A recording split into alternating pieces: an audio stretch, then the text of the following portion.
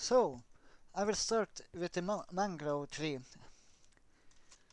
I'm choosing to build this in a way where the ground can have puddles and generally water, just as it is in mangrove's natural habitat. As we see, oh, maybe not so deep as this, but still, this is actually a cave, not a normal mangrove thing. But things like we see right here, I am not sure exactly what terrain it can grow in, or exactly what blocks it can grow in. But I do know that the mangrove tree needs at least 5 by 5 free space to be able to grow, and can totally be 13 by 13 by 18 tall when they grow. So this one is a fairly small one. So let's start with having a way to chop the tree down. As usual, I want to start with the actual chopping mechanism. And as I said, I want to build this so the possibility of having puddles and natural terrain is kept. So we will start with this, having a common block in the core, and then have saws. I'm not sure how many saws is needed, but according to my testing, 6 is enough for this. Then we need an inventory block. Then we just glue it all together. And of course, with redundant contact to be able to know when this has turned a full rotation around. Yes. Then we need a way to control it. So let's go on this side and start with a vertical gearbox here, and then the clutch down here. So then we want to take the rotational power further closer to its source. No. And in this case, I want to have the source up here,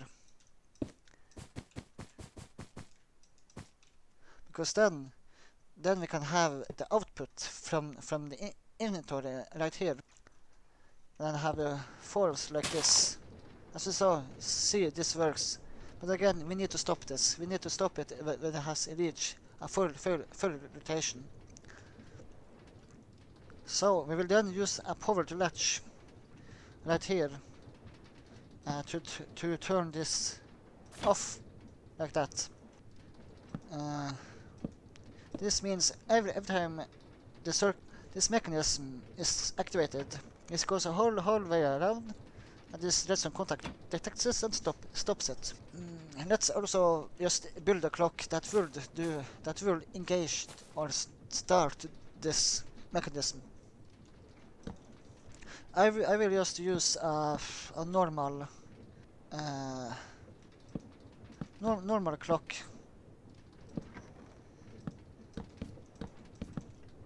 Like this. No, that didn't work. What if we did like this? We have a lot of space down here, so we don't need to worry about being using too much space.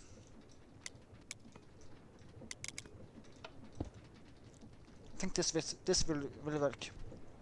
So now we need a way to replant the propagule. According to my earlier tests, the chopping down of this will give enough propagules to be sustainable, to not have to produce propagules other places. No, actually, this needs to be on this like that, and of course have the poles, 3 poles I think, yes, because this needs to be go 1, 2, 3 blocks up, so 3 poles. Then we need to control it, make this faster. I actually want to have a bunch of gears down here, but still, we want to power this at a fitting. Yes, as we see, when this has got a whole rotation, we can start the replanting. I will then get the rotational power from here actually, all the way from here. Then I have a vertical gearbox here and a shaft and a small cog. No, and a big one.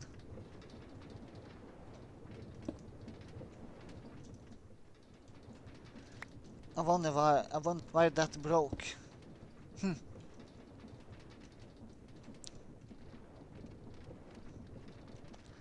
Adjust this to go three blocks.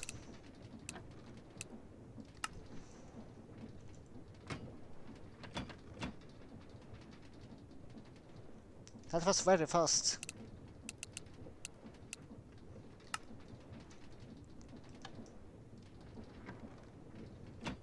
That was better.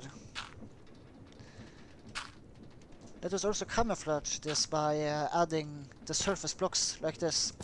Now every time this activates, it will go back to normal.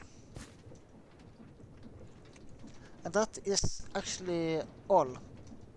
Almost. We know we need to add the possibility for this to replant.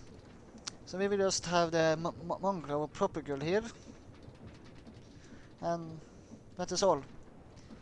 Let's now try this out. Here we have a rather big mangrove tree. Let's see what happens. Yes.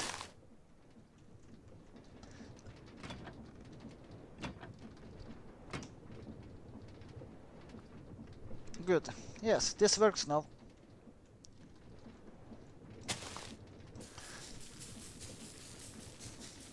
Now this deployer also have mangrove propagules.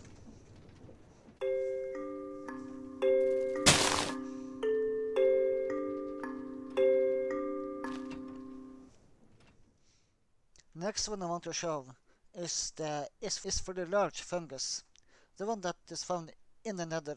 The two funguses that is in the nether is the crimson fungus and the Nile and the wart fungus. They can be placed on each other, but cannot grow on the wrong block. The warped fungus needs to be on the warped nylon, and the crimson fungus needs to be in the crimson nylon to be able to grow.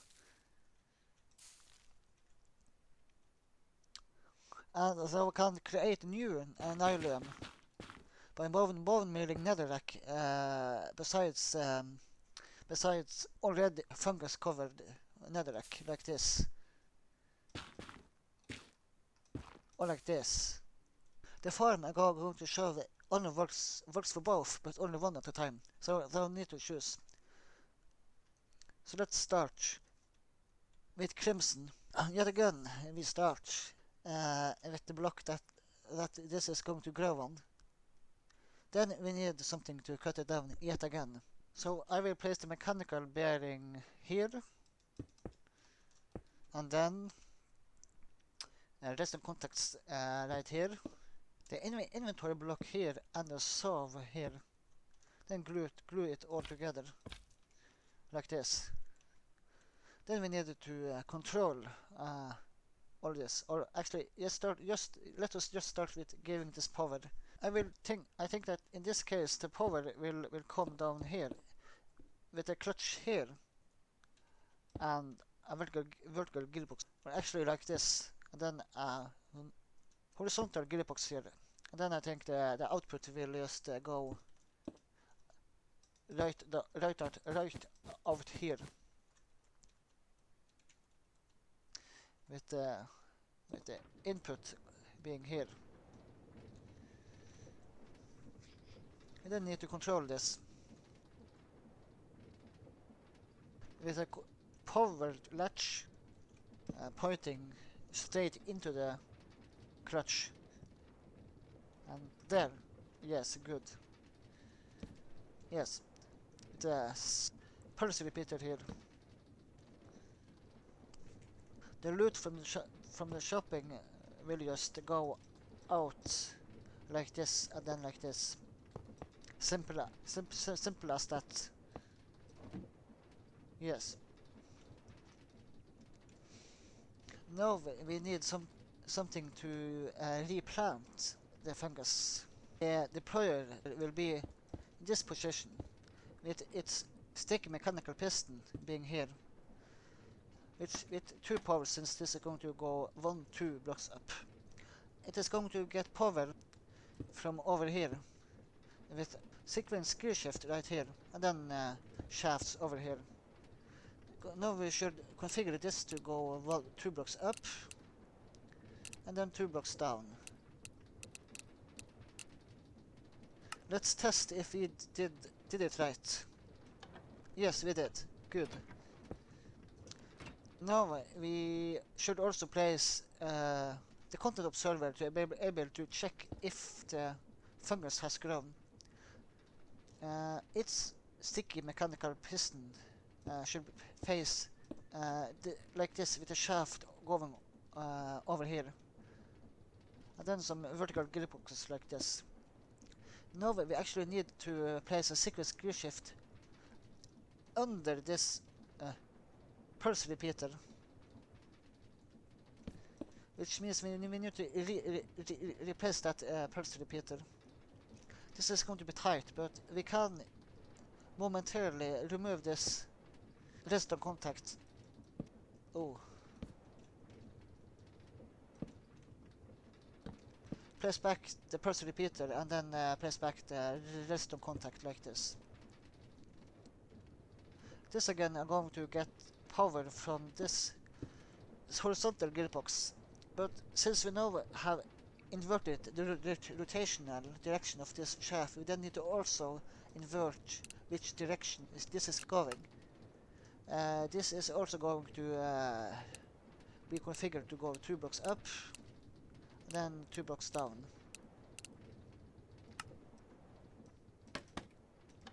Good. Now I want this to get power, and this time we're going to do something special. We're actually going to connect the checking of the fungus and the replanting of the fungus together. And this is because fungus does not grow by itself, though we need to actually bone meal the fungus to be able to grow that. And the nylon is also going to disappear. As you probably are going to see, yes, right now. The nylon went back to being normal netherack. This is similar to grass and dirt block, but though we can plant saplings on dirt, but though we cannot plant any of the fungus on netherack. So this needs to actually be fungus, needs to be nylon. So we could just connect these two together. So if they want to grow a fungus, the first thing they are going to do is actually bone meal this to spread the nylon back. The fungus won't grow by itself, though we need to bone meal the fungus to make it be a big fungus. So if they want to grow a fungus, they could also bone meal the netherack to be a nylon block if already are there. So let's connect these together, these two together. Now the replanting will happen on a time system, just as the checking. But we also want they to connect. There is some contact with this too, just in case the nylon hasn't disappeared in time. We will then want to place a pulse repeater here. But first of all, we need to encase this shaft. Then we can place the repeater here with a block here and a normal block here with redstone right there. So every time this has gone a whole way around, it will try to plant an island. Let us also hide these blocks. Hide the checking and the replantment. Good.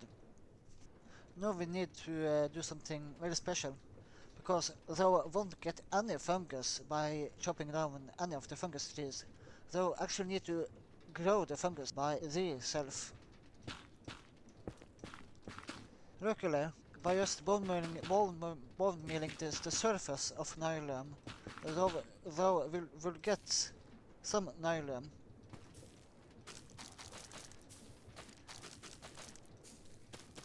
But they'll also need the bone meal to even do this. So let's harvest it all. So we are actually going to make a mini farm underside this farm, powered by this bone milled by composted resources by growing this. So let us start with pulling some power down from here, I think. Yes, with a deployer pointing down like this. Yes, and then a hopper and a composter, and then and yet another hopper.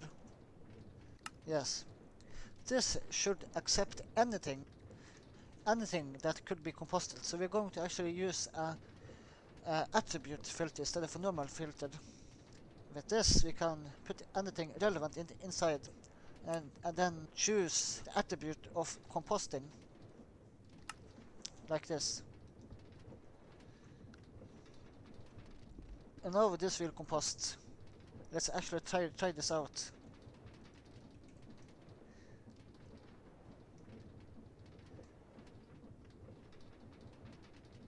What?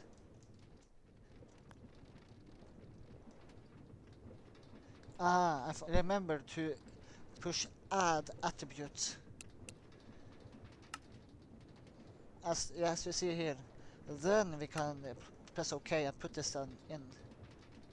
Now this should work. As we see, yes.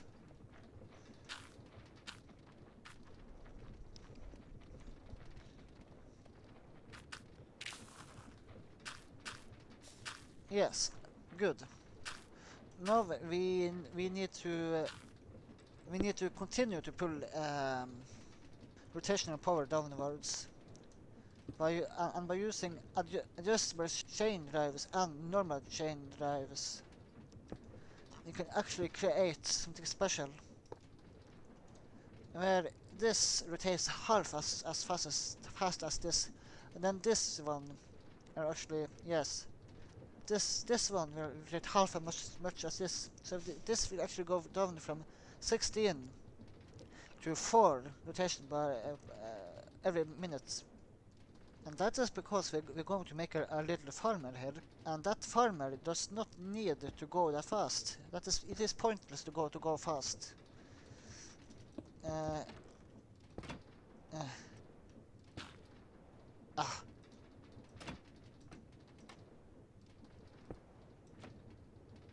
Good. Then we should add these.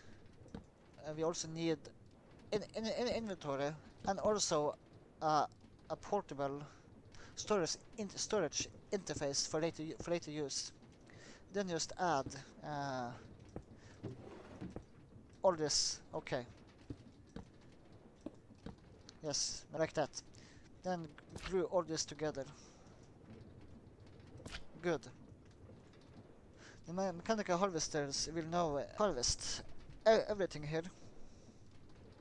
This will go around in 4 blocks, as we see here. So, and nylon here, and then 4 blocks of nylon here. 2, 3, 4, 4 over here. 1, 2, 3. I think so. Yes. Then 1, 2, 3, 4. This is how much the harvester can harvest, approximately.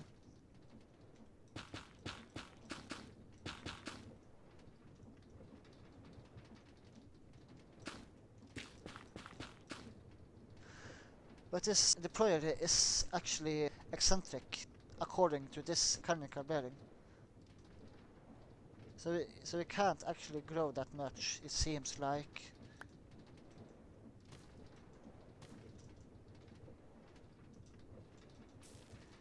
Let's see how much it will grow. As we see, it only goes 2 blocks out.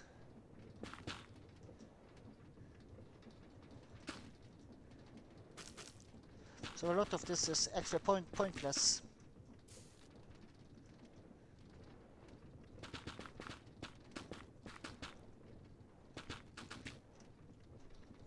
But that is fine. It is no problem to actually have a larger growable fresh surface, just in case it actually can grow. It can bone meal more than I actually think it can. Good. Now we will output whatever this grows. Ah, the wrong way. Just an update. I have built this the wrong way around. It should actually be this way.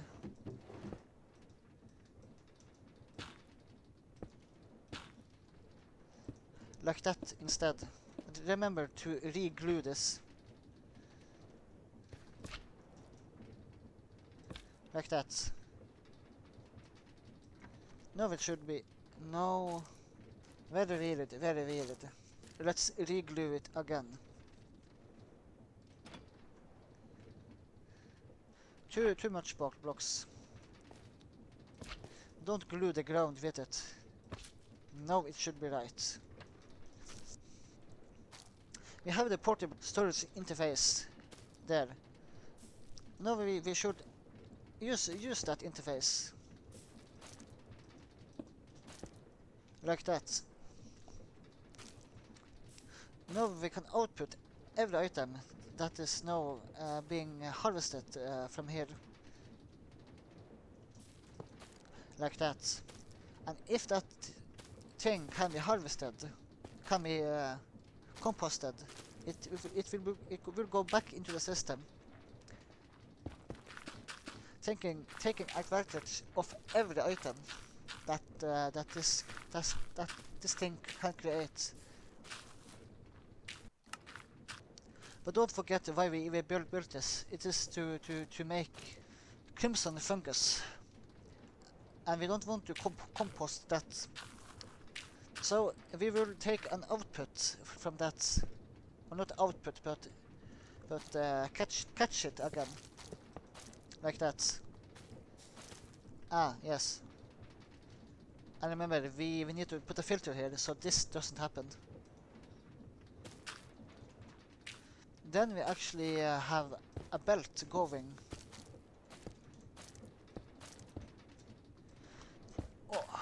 all the way from here to here, being powered by this encased chain drive, like this. And then, of course, with a funnel here. No, I actually think that we will just use normal hoppers. Like that. And everything now works. This means that everything that this shopping will generate will get put onto this belt. Then all the crimson nylium, no, the crimson fungus will get taken off the belt and sent into the replanter. But everything that can be composted will be sent into this hopper. Being composted, be sent down through this deployer, and bone meal will then be used here to grow stuff. One of those things is the crimson fungus, where everything will be sent up again, and everything that this bone milling will generate will be sent onto the belt again. But everything will then be sent to composting except the crimson fungus, which will be sent into replanting. So this system is very smart, actually. It is very efficient use of this belt. In case thou doesn't want to use hopper series but actually want to use something more create related, thou can also just use a belt like this. Oh, have it like this, and then like this, and have a funnel here, and yes, also have a funnel here.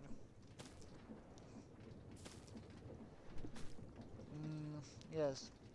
Now we need to add a timing to this. Yet again, the exact type of clocks is not important at all.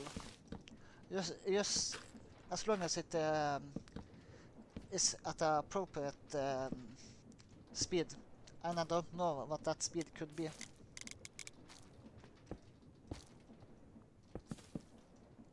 Yes, that is all. Now we can let the nature be put back.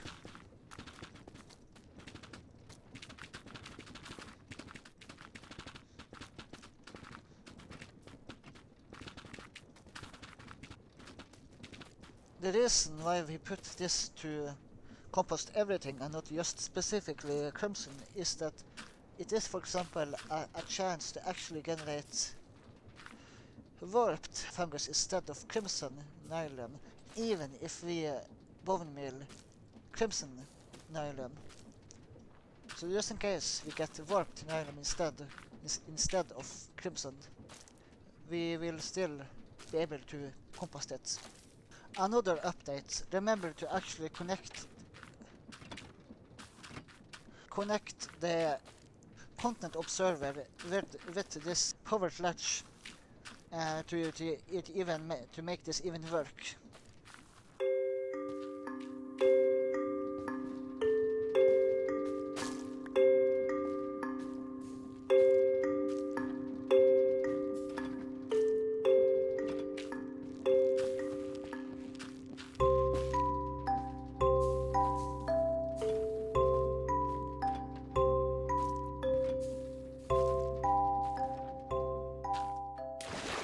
The next one that I want to show you is the hidden chorus fruit farm.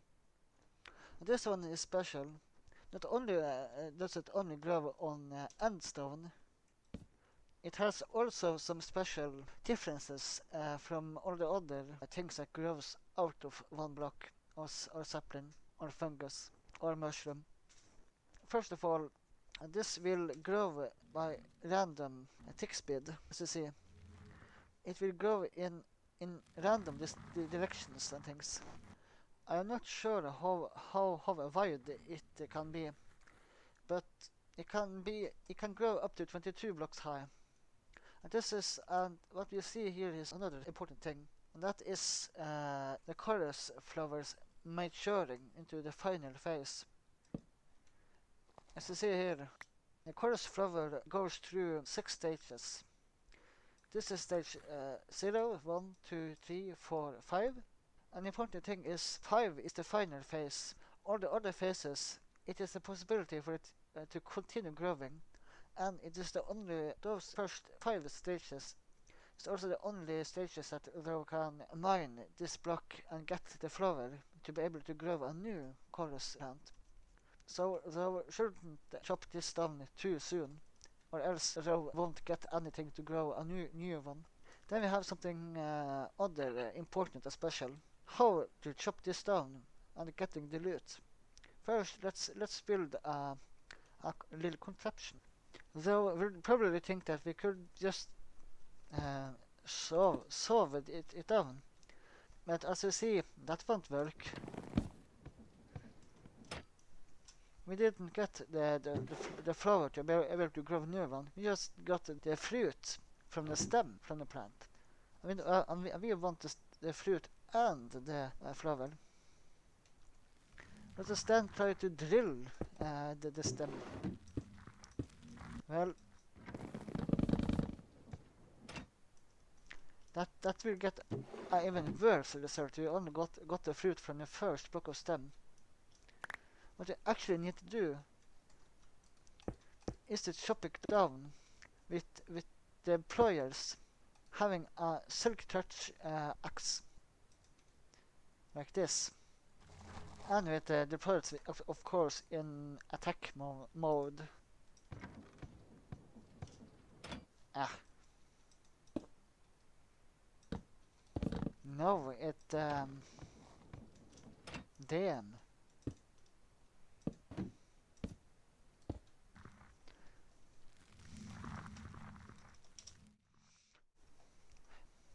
No, it will still not work, as we see. That is because this will still not get the loot from the whole plant down to here. We actually need to mine each block by itself, because if you do that, then you get the flower. So we need to make something that will start from the top and mine every layer one by one the whole way down. And since that is so complicated, I will therefore color code the circuits. So let's then start with the block that is going to chop it all down.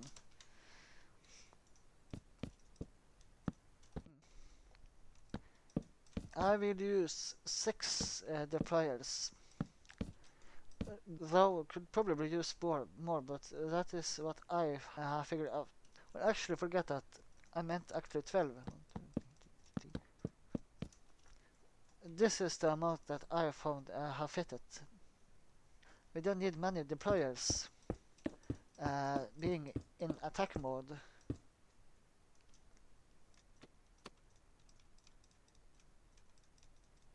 With circuit touch access in their hands.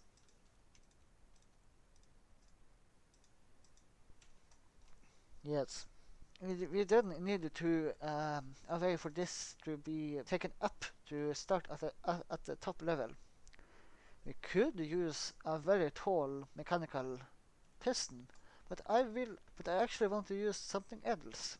I want to use a rope pulley, and this rope pulley will then be positioned with end of the rope. 22 blocks plus the amount of blocks this is going to be underneath the ground or underneath the first stem block. Yes.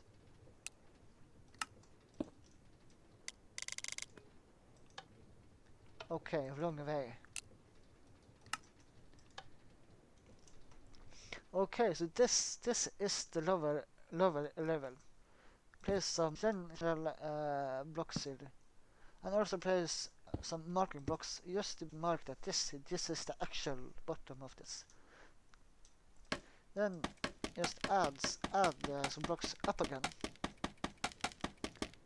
Yes, like that. Then glue it all together like this.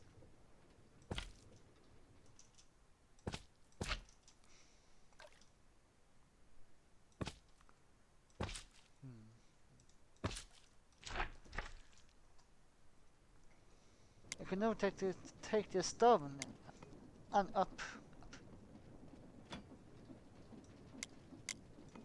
and down the whole way. Now we need to make this turn around in a circle, and for that we will use a mechanical bearing. Now we can make this go. Ah, yes. Remember to glue this together. Do not glue this to this.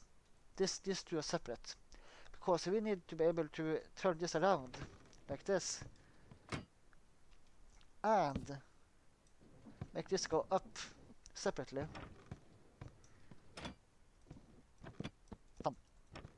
Yes. So let us then automate these movements. Firstly, I want to make the system that will lower all this by one block for each round after each round around. I then want to use a mechanical bearing here. Yes. and then just some blocks to convey the rotational power that will later be here.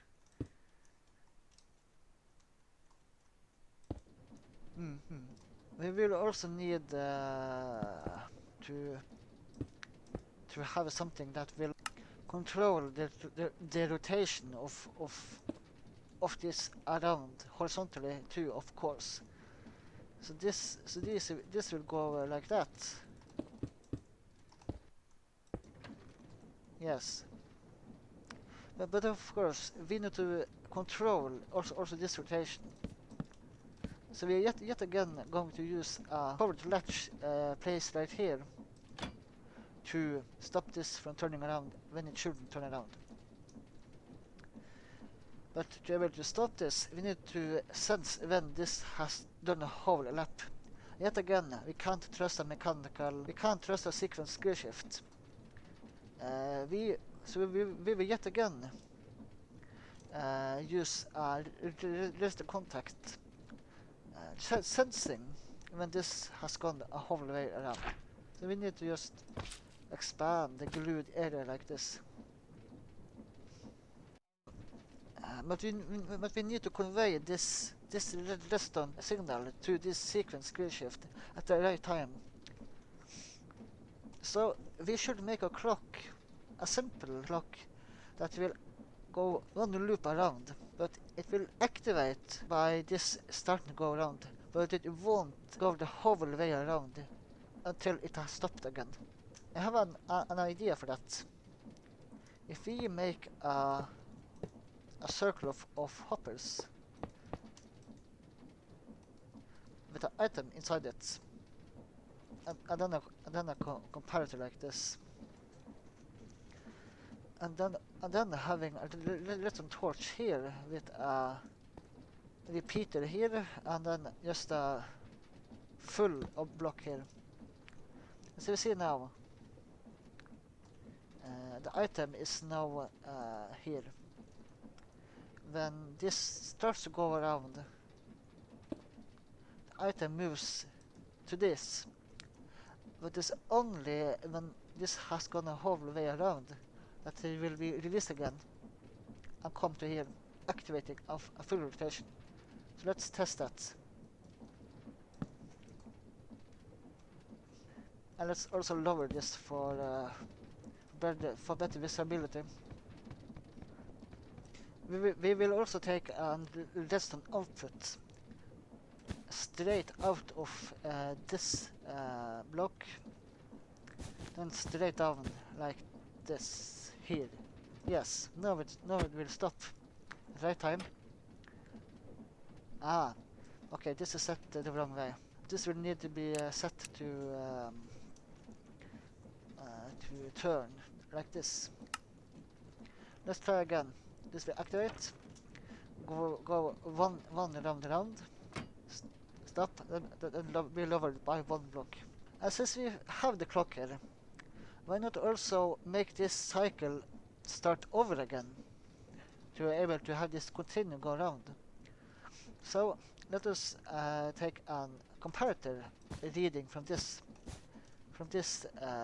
hopper, since when the item is back into this hopper, we know that this is done working. So we will then take the power down, probably like this. Let's see. Yes, have that there, and then some dust there with a block. Oh, the block there. And then I have yet another pulse repeater with maybe this been set on 7 ticks. Then a block there, and then another repeater, and then a block there. Now this should go around, as we see here. Stop, go one block down, then do it all over again. But we now want to stop it. But this has gone the whole way down. We want to stop this cycle. So let's do exactly that. If not, then this could happen, and we don't want this to happen. We can stop the cycle by just removing this block. So let's make a system that does exactly that, removing this block. I will then use an actual, just a vanilla sticky piston with a block there, full block there, and then a powered latch controlling this piston.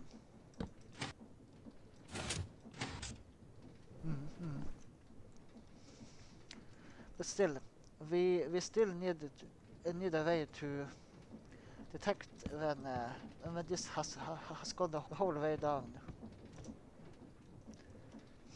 We will yet again use resistant contacts, but now we have a resistant contact being placed right here, like this. We then need to take a signal from this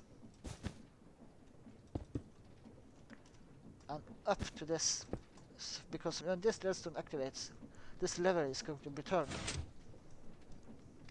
And I will do that with some redstone torches and some redstone dust.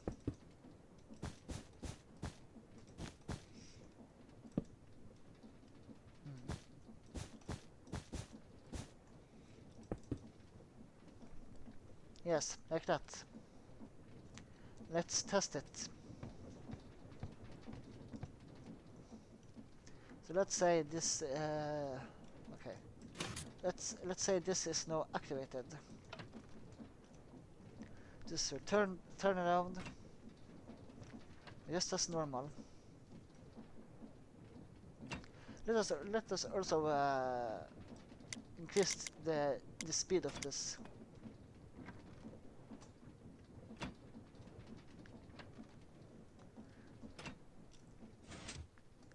Good. We now have the core of this in place. So let us now make a start sequence. So we can get this 22 blocks up and then start all these cycles. So we will then have a sequence gear shift being placed right here. No, actually, now I remember.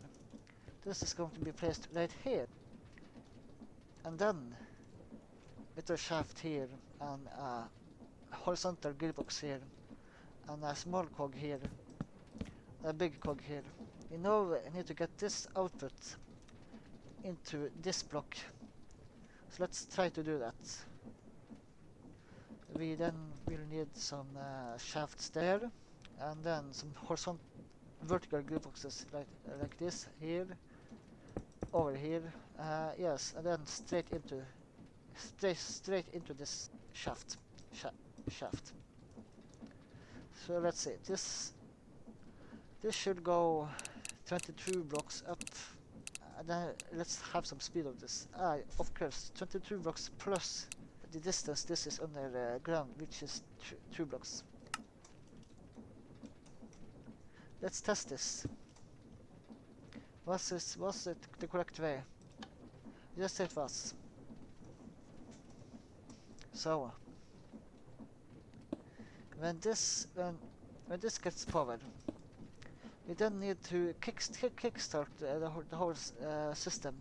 But we need to get this time to be able to get to the top before anything else happens.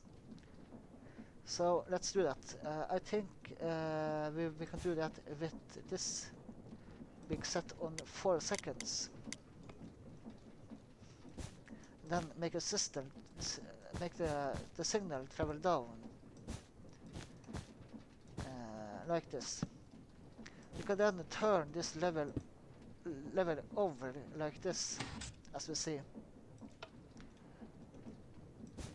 And then kickstart the system by hijacking right into here. So let's try it. This should go the whole way up.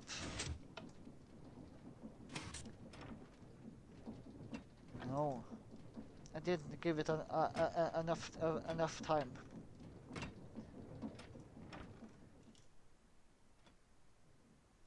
Let's stop this and try again.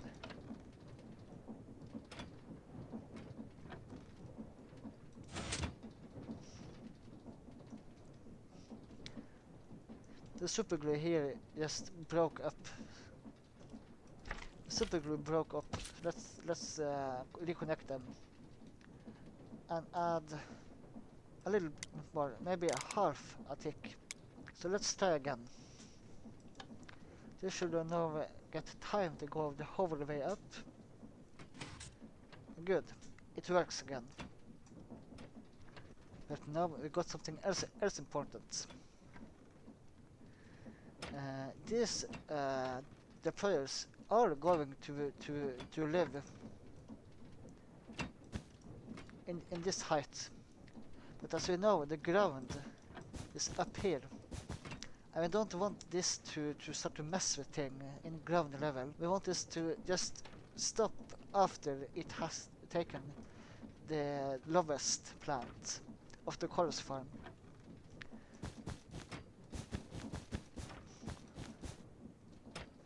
So we will want to stop it before it goes the whole way down. I have already set things up for that, as you see here. This will now stop here. Like that. We now need this to activate a second sequenced gear shift to turn the last block down without turning around. So let's add something like that. We will then place that right here. Then have some, and then use in case chain drives to connect that to it. Then have some long shafts all the way to this. We then need this to activate this. Remember, when this is at the bottom, this contact will make a signal when this goes up, but you only know want to get that signal to this sequence gear shift on the way down. So it is therefore every other we want this signal to also go to this sequence gear shift. We can do that with a powered latch like this. No, actually a powered toggled latch like this. And then a pulse repeater here and some blocks here. So let's configure this. This should go one block. Let's see if this is configured correctly. No, the other way around. Like that. Good. Now when this goes down, let's see. Let's connect it there. It should go as normal until it reaches ground level, like right here. It should then, yes, this should then activate like this. Why didn't that work? Of course, that block. Good, like that. Now this can go up with no problems. And then on the way down, this will stop above ground level, and then go last blocks down without turning around. Let us now make all this invisible by having a lid that opens on top of these choppers. But this is going to be a wide lid, just because these deployers reach 2 blocks. So we can't have blocks, for example, here or here. So the lid is actually needs to be this wide.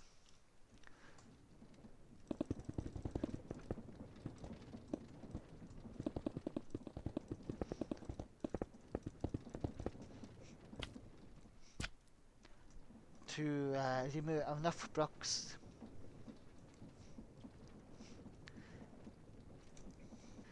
We will then have some sequence gear shifts being placed right here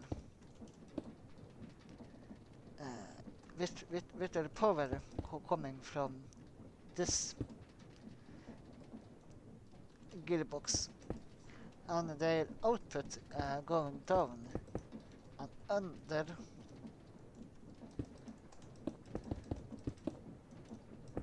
like this.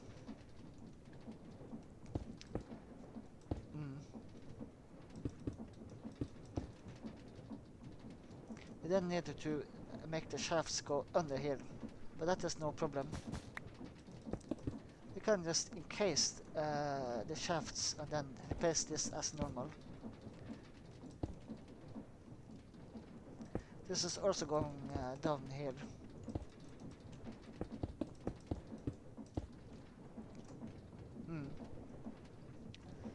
We then need to control this lid. Yes. This will lift and turn at the same axis.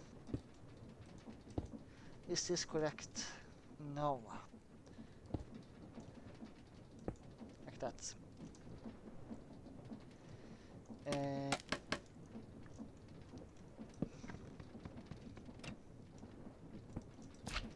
Glue this to this.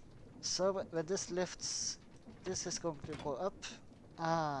We need the shaft of this mechanical piston to go out into this block momentarily.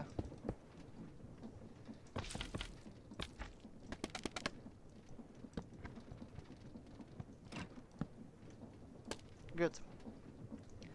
Then we are going to use. This is important. If we have used linear chassis down there, then we need to use secondary linear chassis here, just so these two doesn't connect.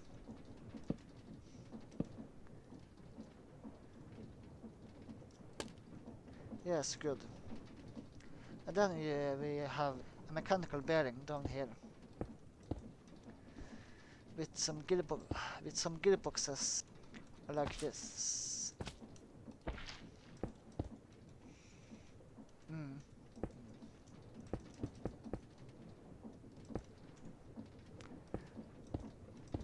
So, and let's see. The point is, this lid is first going to lift up like this, then turn around. Of course, we need to glue this piston to this secondary chassis. Now, then it is going to turn around like this. That this is going to work its magic. When all is done, it is going to be reversed, being turned back, and then pulled down. That is what we are going to configure these things to do. Let's first have some buttons to easily check things. Like that. Firstly, this block goes to the piston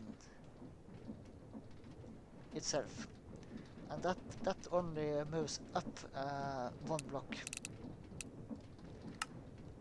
And then this needs to turn 180 degrees. So it will be this one. Let's test. Go up. Oh, okay. Wrong way. Let's try the other way. Good. Then we need to turn it around. Good.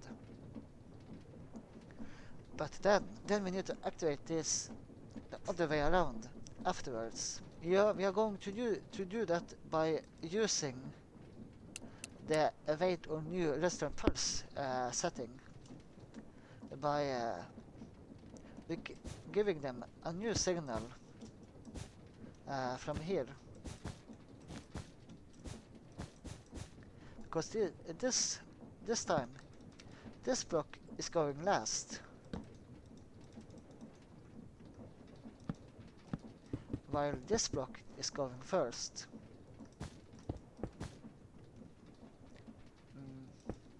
We then just need to invert whatever we have put at the top. So it goes this way, then this is going to go the other way.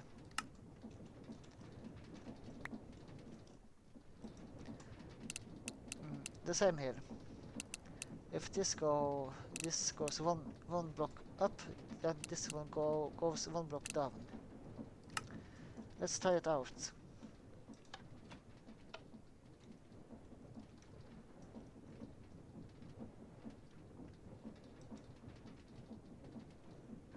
I forgot to tell you though how I did this, the timing on this.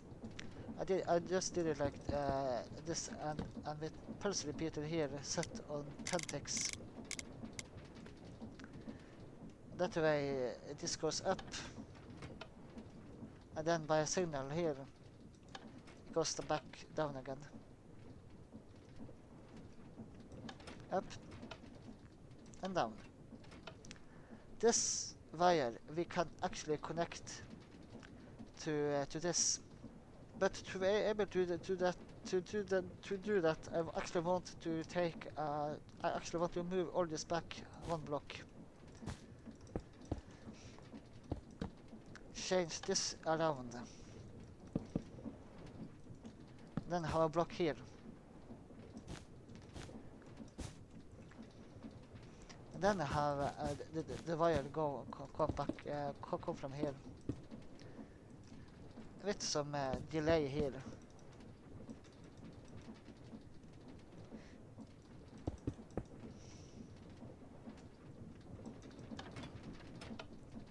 Now every time this comes down, like this also activates. And since this is the first thing that happens, we can actually connect this to this sequence screw shift. I set this on 40 ticks. This means all systems is now connected together.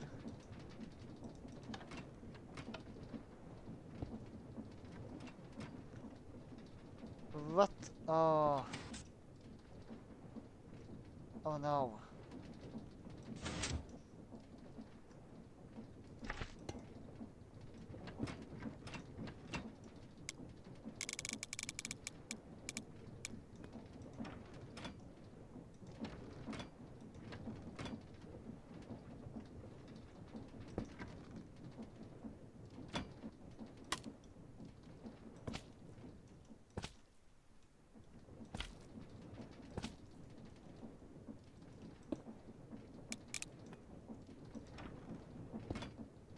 Nej.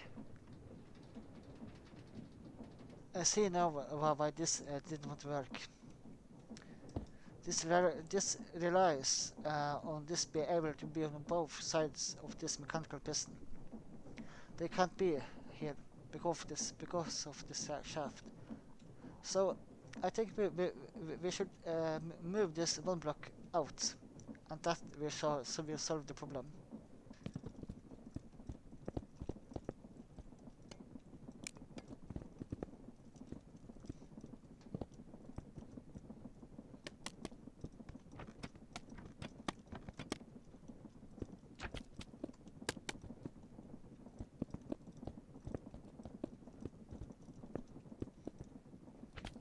Yes, like that. It is now moved one block out.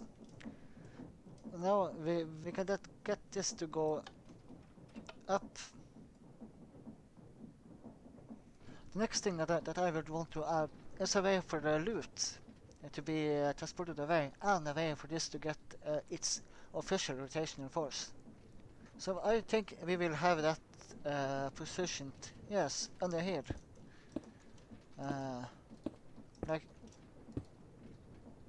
Like so.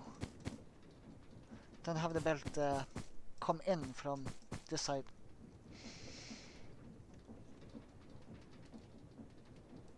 Then we have a motor here. Yes, that was the correct way.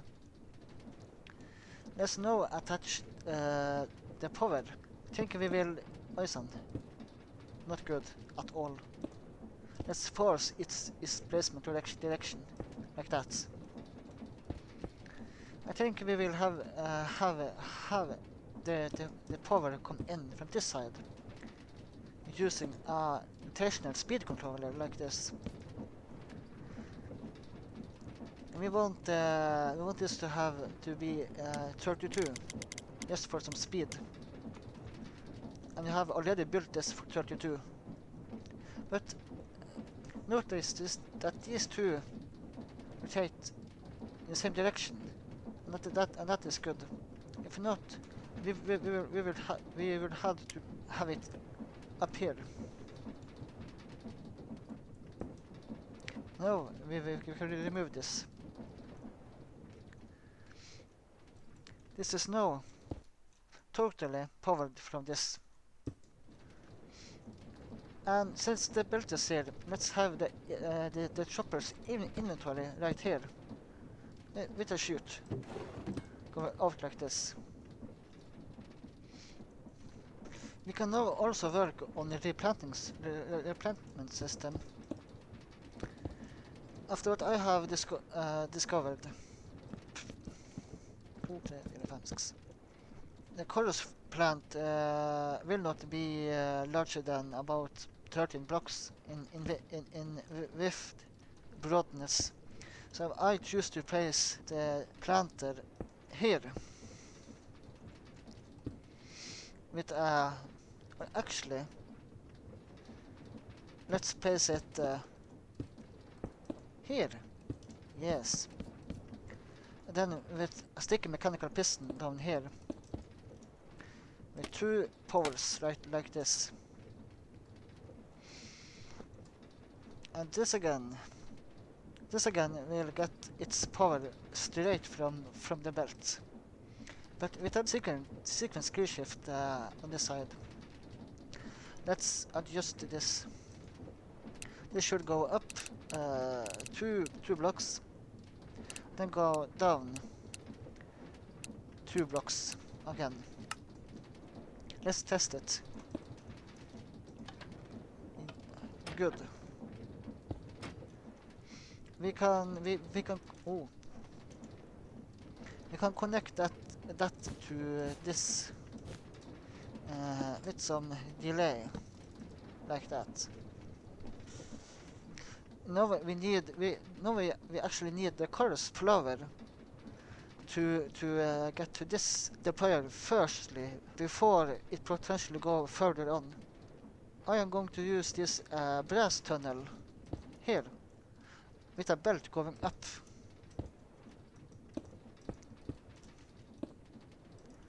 Remember to not have a shaft here. We don't want this mechanical piston to be connected to this belt. These are two separate power branches of the power. This is instead going to be powered from this side, like this. We now want to tell this tunnel to output the chorus flowers out here, and then make it prioritize the closest first, which means this. I think. Let's also add a funnel here, so the flowers can get in. And just in case this gets full, we should also place any full block here.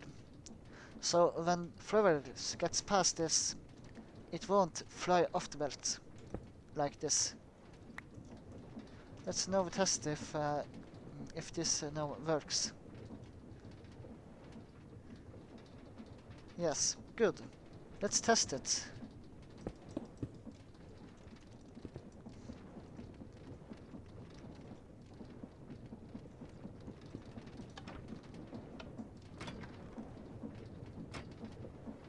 Of course, the block needs to be here. Good. Let's also now camouflage this, hide it by gluing a surface block on this. No, this won't be visible. And now I want to tackle another problem. That problem is we are using axes to chop down the chorus plant. And those axes are going to use up durability. So we need continuously try to replace any of these in case they are used up. And just to be sure none of the items inside this inventory will ever get into this in case some of them gets worn down in the middle of the chopping. So place this in a filter. Where is the filter? There is the filter. So we force this to always, or to only have access in this. Firstly, let's make a belt that will transport the new access to this. So we'll need to make those access off-site or similarly a bit far. Yes. We now want to add funnels pointing into this on all of these. And then have piston, then have mechanical arms. Okay, it needs some cogs.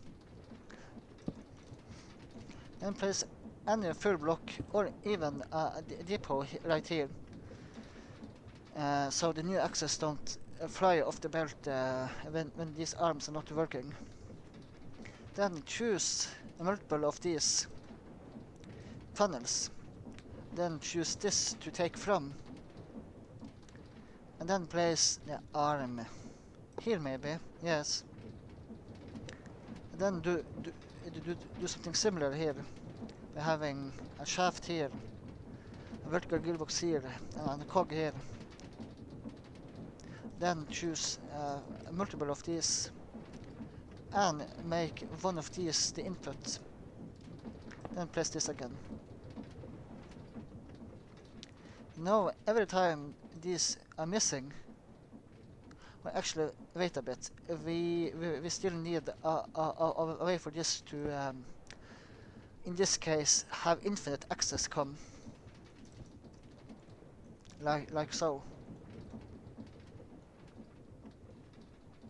Now these deployers always have access. Yes, we are now almost done. One other thing that we need is to actually power all this. Since this will grow by itself, all of this can be run automatically. And in this case, we will actually have the output from the clock right here with a note block here. As you saw. Yes, of course, we are missing some blocks. Let's just reset it. Like so. Well, actually, let us just lower this by one block. So one of my next steps won't interfere with this redstone. Like so. And down here, we are going to make a clock. This again can be a very simple clock. It doesn't need to be anything special, I think. Just so it doesn't go so slow that every chorus flower has turned to the 5th stage, where it visually is different and they won't get a flower from mining it, even with silk touch. But not so short timing. There haven't been grown multiple flowers.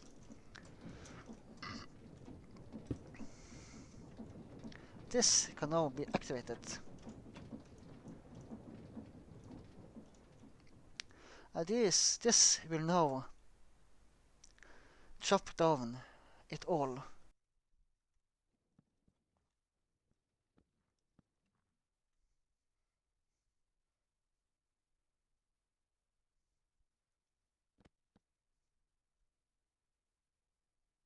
What?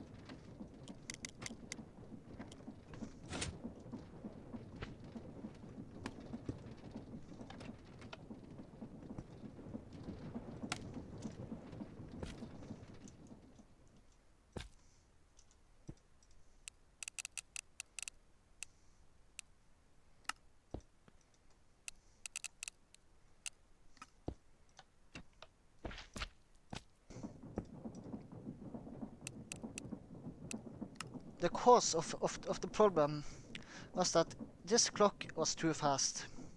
It sent a new startup signal through the system, and when this was in the middle of working, so it ended up trying to pull the chopper to the top at the same time, and it also made this clock also mess up. Somehow multiple items got into it, which caused this to activate when this was already turning around. So this also broke, and when I tried to fix it, this block also broke. So keep in mind that messing up anything here could make severe problems. Make sure thou have fixed it, that there are nothing to that thou have forgotten. So let's try it again.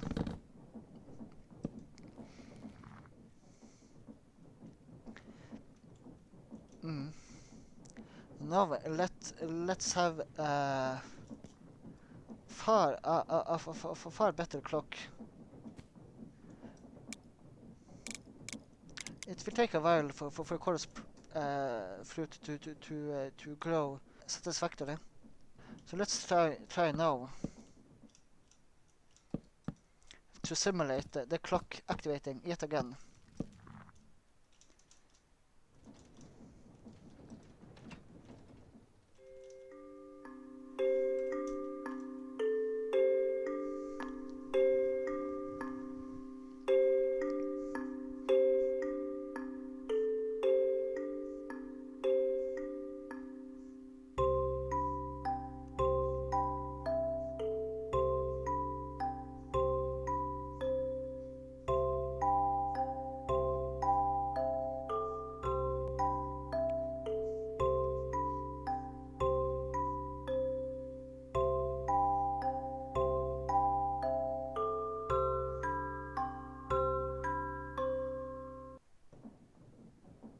So that is everything that I have made a hidden farm for that grows. Some will grow by themselves and will therefore work forever, but other will need some bone meal to grow. But other than that, fully automatic. So what do thou think of those? Do thou have any ideas what can be automated? Well, other than that, this is all for now. If this video is old enough, I may actually have made more. So check out those if thou wants to. If not, then this is all for now.